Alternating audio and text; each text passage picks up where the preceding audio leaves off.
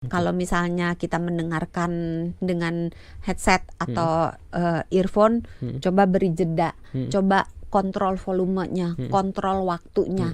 Kalau misalnya paparan suara di tempat kerja, pakai alat pelindung telinga.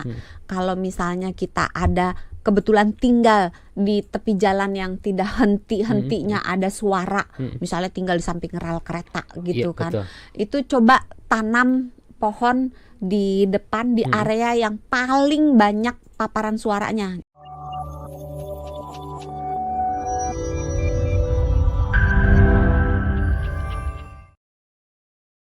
Ini katanya kalau sudah nggak kedengaran 60% atau suaranya kecil, apakah telinga sudah kurang normal, Dok? Artinya kalau dia pakai earphone ya 60% ini tapi masih nggak terasa kedengeran. kurang, betul. Biasanya suara lingkungannya terlalu berisik. Oke. Jadi beli headset atau beli earphone yang ada noise cancelling. Oke. Karena kalau kita belinya yang murah, kok bukan murah ya, yang nggak ada fitur itu, maka suara latar akan mempengaruhi terdengar sehingga yang ingin kita dengarkan entah musik entah suara menjadi terasa lebih nggak kedengeran gitu. Jadi pakai yang ada noise cancellation. Terus kedua, cek apakah terlalu lama nggak. Telinganya lelah gitu. Pengen istirahat ya. Pengen istirahat gitu kan. Udah akhir tahun gitu. Capek bos katanya. Atau memang ada gangguan penurunan pendengaran. Jadi tetap harus dicek ke THT dan ke THT sama kayak dokter mata. Walaupun tidak ada keluhan 1-2 tahun kita check up. Oke. Dok, tadi sedikit ngomongin soal mata kan kalau misalnya minus atau plus bisa dilasik. Kalau telinga sudah mulai dipanggil segini, Doksan, kedengeran gitu. Nah itu pakai alat bantu dengar.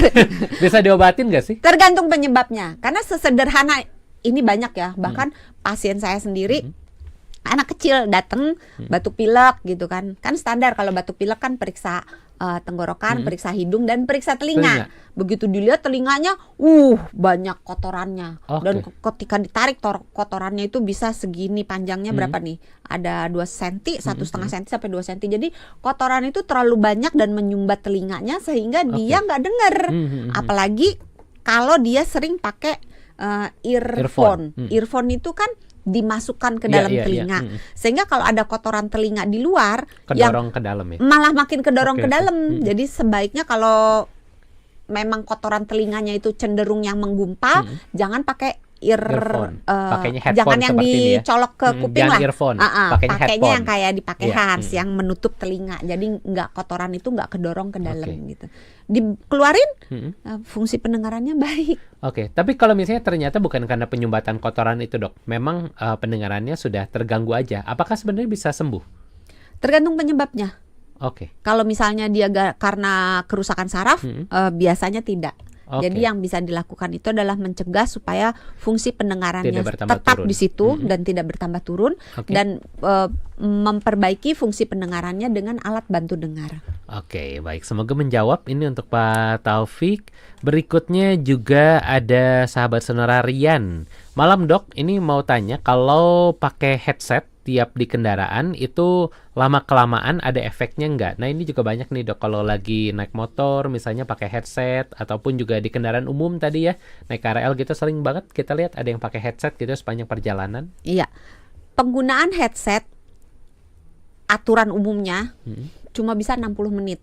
60 menit? 60 menit pada setelan volume sebanyak 60%. Habis itu tuh istirahat antara 6 menit sampai 15 menit. Tapi kembali lagi, nggak semua orang bisa kan. Tapi kalau seandainya cuman dengerin, ini di kendaraan ya, di kendaraan. Mas Riannya di kendaraannya. Kalau misalnya di kendaraan kan bisa pakai sebelah doang.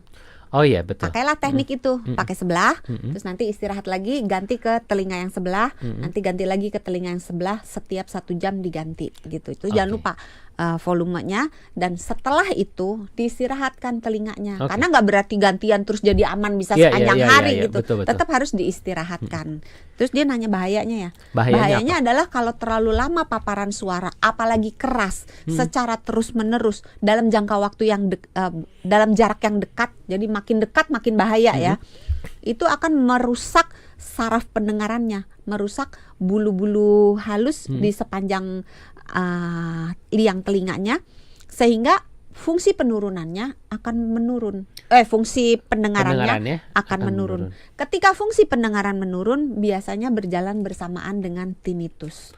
Oke. Itu cuma salah satu ya, efeknya masih banyak yang Masih lain. banyak. Tapi semoga menjawab untuk Rian ya yang sudah bertanya di malam hari ini. Masih ada juga pertanyaan lainnya dari Ibu Oriza. Ini menanyakan buat Dokter Santi, ini kalau di bioskop dan filmnya sudah mulai terasa nyaring banget, ini jadi harus bawa penutup kuping atau naik pesawat.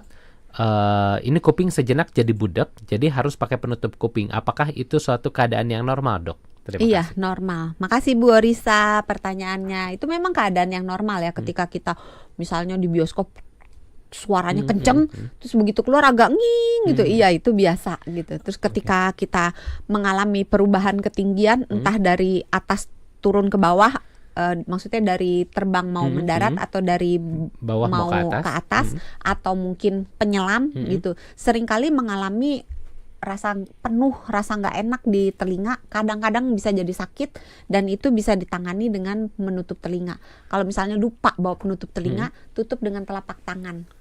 Oke. Tapi jangan yang ada jarinya ya. Iya, yang bagian ratanya telapak ya. tangan, karena telapak tangan itu kan rapet banget. Kalau nutup dengan jari gini doang masih ada celahnya. rongganya. Jadi dikatupkan, menutup seluruh telinga sedapat mungkin padat, terus ngunyah sesuatu, misalnya makan permen atau minum sedikit supaya membantu supaya tubanya itu tidak terganggu. Oke, tapi ini juga menarik Dok, ketika kita naik pesawat atau kapal selam, ini kan memang ada perubahan tekanan udara, ini akan menyebabkan gangguan di telinga kita. Menutup telinga tadi, apakah ini tidak berbahaya dengan adanya perubahan tekanan udara itu? Aman ya artinya? Aman. Menggunakan, banyak yang pakai kapas, kalau anak kecil itu kan nangis, biasanya belum bisa. Ditutup aja pakai telinga, tutup pakai tangan ibunya, tutup aja telinga anaknya.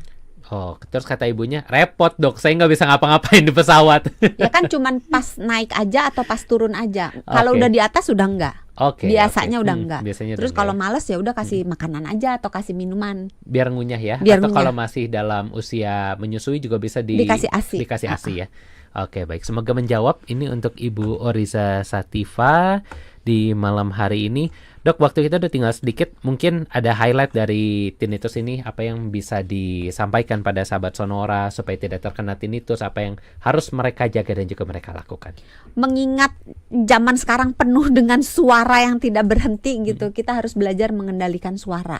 Kalau misalnya kita mendengarkan dengan headset atau earphone, coba beri jeda, coba kontrol volumenya, kontrol waktunya.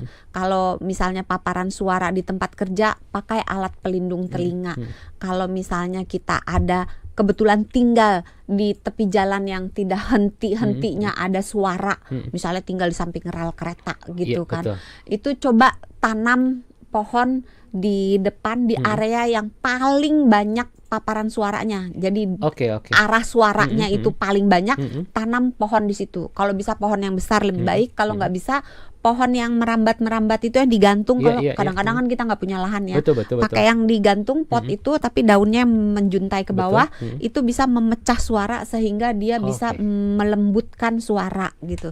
Terus area yang paling dekat dengan tempat yang paling berisik itu dikasih sesuatu, misalnya rak baju, lemari baju, dikasih benda padat supaya lebih meredam ya. Supaya lebih meredam. Terus pintu atau jendela diberi seal supaya nggak banyak lubang karena suara masuk melalui celah gitu. Atau sekarang keren sih ada tirai yang bisa untuk meredam suara. Oh iya. Betul. Boleh kalau misalnya, tapi harganya cukup mahal. Kalau nggak mau pakai cara-cara yang sederhana aja, itu lubang-lubang tuh disumpel gitu, terus kasih pohon, kasih perabotan. Oke, Dok, satu lagi sebelum kita tutup di malam hari ini, white nose ini juga cukup menarik nih, Dok. Apakah white nose ini juga adanya white Christmas? White Christmas coklat dong, bentar lagi ya bagi-bagi coklat. Tapi white nose ini kan suara air itu kan white noise ya. Lalu ada suara hutan. Suara air masuknya pink noise kalau dia tidak konstan. Oh, oke. Jadi kalau gemericiknya konstan masuknya white noise, tapi kalau misalnya kayak suara ombak kan berderu reda gitu, itu masuknya pink noise. Oke, tapi kalau suara sungai gitu kan white noise. Ini banyak orang yang tinggalnya pinggir sungai, itu amankah sebenarnya Dok untuk didengarkan terus-menerus? Aman. Karena itu kan suaranya tidak terlalu keras dan tidak Kan kita nggak benar-benar Oh, oke. yang penting jangan keras. Mm-mm. Terus kalau keras jangan terlalu dekat, jangan terlalu lama. Oke, intinya di desibelnya itu tadi ya, Iya, apakah iya. terlalu tinggi atau tidak. Iya.